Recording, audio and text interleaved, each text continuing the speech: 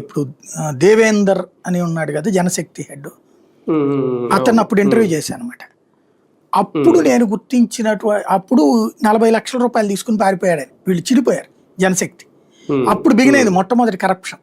ఏది మావోయిస్టులు. అప్పటికి ఇంకా వీళ్ళు అందరూ కలిసి ఒక సంస్థగా లేరు, విడివిడిగా ఉన్నారు గ్రూపులుగా. తర్వాత వీళ్ళందరూ కలిసి రాజశేఖర రెడ్డి చర్చల తర్వాత ఒకటే గ్రూప్ అయ్యారు, విడివిడి నక్సల్స్. ఆ రోజు నుంచి కరప్షన్ బిగిన్ అయిపోయింది వీళ్ళకి. దాంతో ఒకళ్ళ మీద ఒకళ్ళకి నమ్మకం కోల్పోయారు. ఇప్పుడు ఏమైపోయింది అంటే మీరు చూడండి, బీజేపీ పాలిత రాష్ట్రాల్లో లొంగిపోవట్ల. వీళ్ళు ఏంటంటే మేము ప్రభుత్వాన్ని శాసించగలమనుకున్నారు, అది పోయింది. ఇప్పుడు ప్రభుత్వాలే వీళ్ళని శాసిస్తున్నాయి.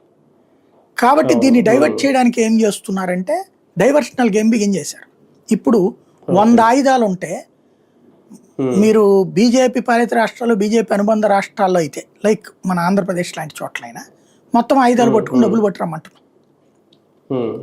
అదే కాంగ్రెస్ పాలిత రాష్ట్రాలు అయితే లైక్ తెలంగాణలో అయితే ఒక ఆయుధం పట్టుకుని వచ్చినా, అసలు ఆయుధం లేకుండా వచ్చినా లొంగిపోతే చాలు.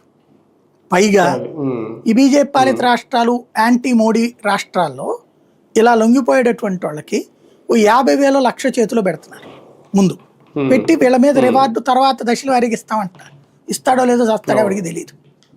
ఇవ్వబోతే పెగ్గలిగేది ఏం లేదు, ఏ కోర్టుకు పోయినా.